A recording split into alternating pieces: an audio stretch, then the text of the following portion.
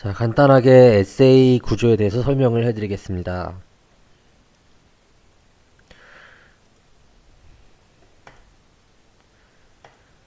우선 에세이는 전체적으로 봤을 때 세 부분으로 나뉘는데요. 서론, 본론, 결론으로 나뉩니다. 영어로 하면은 introduction paragraph, body paragraph, conclusion paragraph 이렇게 나뉘겠죠. 주로 이제 보편적으로 많이 쓰는 에세이가 5 paragraph 에세이인데 서론 paragraph 하나 쓴 다음에 본론 paragraph 3개 쓰고 그 다음에 결론 paragraph를 써가지고 다 해서 5 paragraph, 5 paragraph 에세이를 보편적으로 많이 쓰고요. 자, 우선 그럼 자세하게 구조를 알아보겠습니다. 서론부터 서론, introduction paragraph. 자, 에세이를 이제 시작할 때 가장 처음에 뭘 써야 될까요? 제일 먼저 이제 토픽이 이제 주어졌겠죠. 근데 이제 그거에 대해서 이제 시작을 할 때 제일 먼저 써야 되는 거는 이제 여러 가지 방법이 있는데 처음에 훅 혹은 general statement를 사용할 수 있어요. 자, 훅이 뭐죠? 훅은 관심을 사로잡기 위하여 이렇게 흥미로운 질문을 던지거나 놀랄 만한 사실을 언급할 수 있는 거죠. 자, 예를 들어서 만약에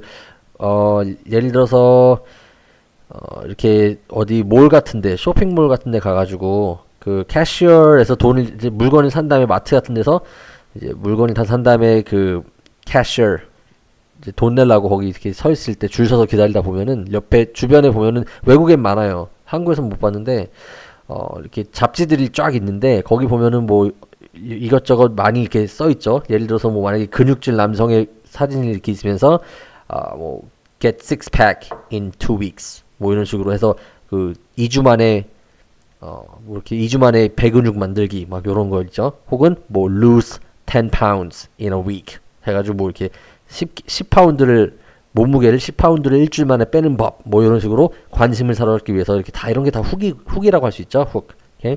그래서 마찬가지로 토픽과 연관된 어떤 흥미로운 질문을 던지거나 답을 잘 모를 만한 그런 질문 혹은 놀랄 만한 그런 사실을 언급할 수 있습니다. 자.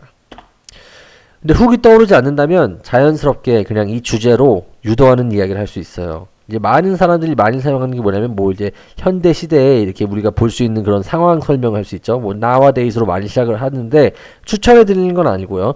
근데 많은 학생들이 에세이 쓰라고 그러면 nowadays로 시작을 하는 학생들이 되게 많더라고요.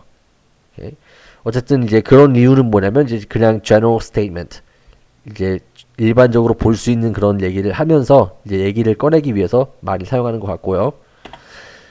정말로 뭐 이렇게 어떻게 써야 되는지 떠오르지 않는다. 뭐 그냥 일반적인 얘기도 떠오르지 않는다라고 하면은 그냥 간단하게 some people believe that 하면서 내가 주장하려는 거에 반대 주장을 말해줄 수 있겠죠. Okay? Some people believe that parents are best teachers.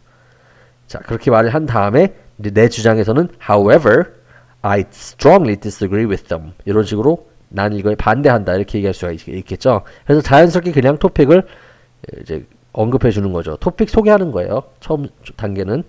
자, 그 다음에 이제 뭘 하는지 봅시다. 자, 이제 훅이나 혹은 general statement를 사용해서 토픽을 이제 좀 이렇게 언급을 했어요. 이 토픽이 뭔지. 자, 그 다음에 해야 되는 게 뭘까요? 에세이에서.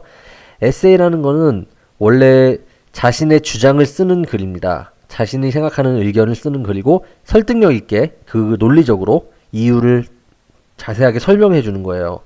자, 그래서 여기서 이제 뭐가 나와야 되냐면 자신의 주장이 나와야 돼요.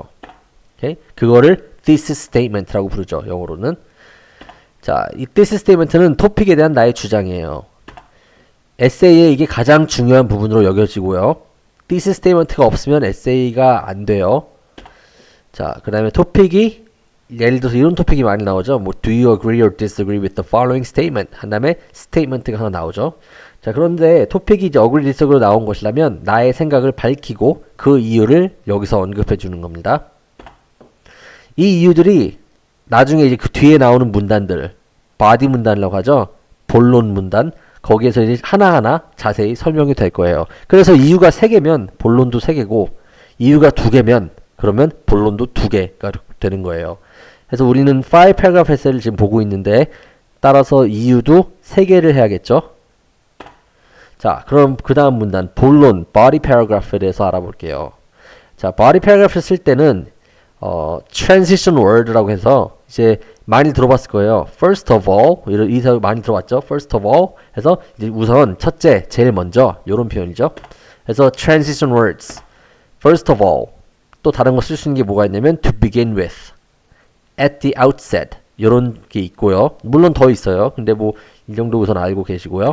그 다음에 두 번째 body에서는 in addition, furthermore, on top of that 이런 걸 사용할 수 있죠. 자, 그 다음 마지막 body에서는 finally, last but not least. 자, 이런 걸 쓸 수 있어요. 그죠? 자, 그러면 그 다음 topic sentence를 써야 돼요. 이제 transition word를 쓴 다음에 그거에 이어서 topic sentence. transition word, comma, and then topic sentence. Okay? topic sentence가 뭘까요? topic sentence가 뭘까요? topic sentence는 이제 그 topic sentence가 나온 다음에 뒤에 나오는 문단 안에서 이제 그 문단 안에서 뒤에 나오는 내용이 모두 이 topic sentence와 연관이 있어야 돼요. 자, topic sentence는 문단을 대표하는 문장이다. 자, 그러면 이제 topic sentence를 썼어요. 그 다음에 이제 뭘 해야 될까요? 이 topic sentence를 썼는데 topic sentence는 주로 이렇게 길게 그렇게 길게 안 쓰고 간단하게 뭐 어떤 건 어떻다 이렇다 주장을 하는 거죠 지금. 자, 그렇게 한 다음에 이제 뭐가 나와야 되냐면 topic sentence에 대한 설명이 나와야 되죠. 오케이? topic 문장에 대한 자세한 설명. 왜 그렇게, 그러니까 토픽 문장 왜 그렇게 주장을 하는지. 그 다음, 그리고 이 주장을 support 하는 예. 오케이? 자, 예를 쓸 때는 어떻게 시작하죠? For example, to illustrate, take my case as an example. 자, 이런 식으로 사용할 수 있어요. 물론 맨 마지막에 take my case as an example. 요거는 내 자신의 직접적인 그런 경험 이런 걸 얘기할 때 쓰는 거고요. 자, 그럼 예를 쓴 다음에 이제 예를 들어서 이제 들 때는 최대한 구체적으로 써야 되고요. 자신의 경험 또는 연구 결과, 역사 등등 뭐 이렇게 쓸 수 있죠. 그래서 for example, take my case as an example. When I was young, when I was 17 years old. 뭐 이런 식으로 사용할 수 있고요. 예를, 그죠? 그 다음에 아니면 혹은 according to a research conducted by Harvard University 뭐 이런 식으로 자세하게 쓸 수 있어요. 오케이? 그래서 하버드 대학에서 조사한 연구 결과에 따르면 뭐 이런 얘기가 되겠죠. 오케이? 역사에 대해서 쓸 수도 있고요. 일부 에세이에서는 얘를 그냥 만들어서 지원해서 내가 그냥 상상해서 지원해가지고 그렇게 해도 상관이 없어요. 점수에 상관이 없어요. 자, 이런 에세이 중에 하나가 토플 에세이. 토플 에세이는 영어 실력을 보는 에세이이기 때문에 에세이 내용이 진짜인지 아닌지 뭐 이런 건 전혀 상관없고요. 자세하게 얘를 잘 지어내가지고 이제 자신의 그 주장을 잘 뒷받침하게 쓸 수 있겠죠. 얘를 쓴 다음에 다시 이제 토픽 문장과 연결을 해주는 게 중요합니다. 이 예를 통해서 뭘 볼 수 있는지, 내가 이 예를 왜 설명했는지. 아까 토픽 문장이 나왔었죠. 그래서 토픽 문장으로 돌아가 주는 거예요. 자, 그 다음에 이제 바디 패러그래프를 3개 정도 이제 쓰시겠죠. 5 paragraph essay니까. 그 다음에 마지막 결론 문단, conclusion paragraph. 자, 결론 문단의 구조는 어떨까요? 우선 결론 문단도 transition word가 있어요. to conclude. 요런 간단하게 하나 알려드렸고요. to conclude. 이렇게 쓰신 다음에, 그 다음에 restate thesis. 자, 아까 서론에 나왔던 나의 주장이죠. 이 토픽에 대한 내가 agree 하냐, disagree 하냐, 이런 주장. 내 생각이 뭔지 설명한 다음에, 그 다음에 바디 3개의 이유가 다시 이제 언급돼야 돼요. 여기서. 자, 근데 제일 중요한 거, 진짜 이거 할 때 중요한 게 뭐냐면 paraphrase. paraphrase가 뭐죠? 앞에서 서론에서 나왔던 걸 그냥 copy paste 하면 되나요? 절대 안 되죠. 영어에서는 같은 단어를 반복하면 반복할수록 감점을 많이 받아요. 절대 반복하시면 안 되고요. 표현 같은 것도 전부 다 동요 같은 거 사용해서 바꿔주시고요. 만약에 앞에서 이제 문장을 두 문장을 쓰셨다면 그러면 한 문장으로 합하실 수도 있고요. 그죠? 그리고 수동태 문장이었으면 능동태로 바꿀 수도 있고 능동태였으면 수동태로 바꿀 수도 있고 뭐 이런 등등 동요를 사용해서 바꿀 수 있고 해서 paraphrase를 해야 됩니다. 의미는 같지만 다른 단어를 사용해서 표현이 달라지는 거예요. 자, 여기까지 해가지고 에세이에 대한 기본적인 구조를 알아봤습니다.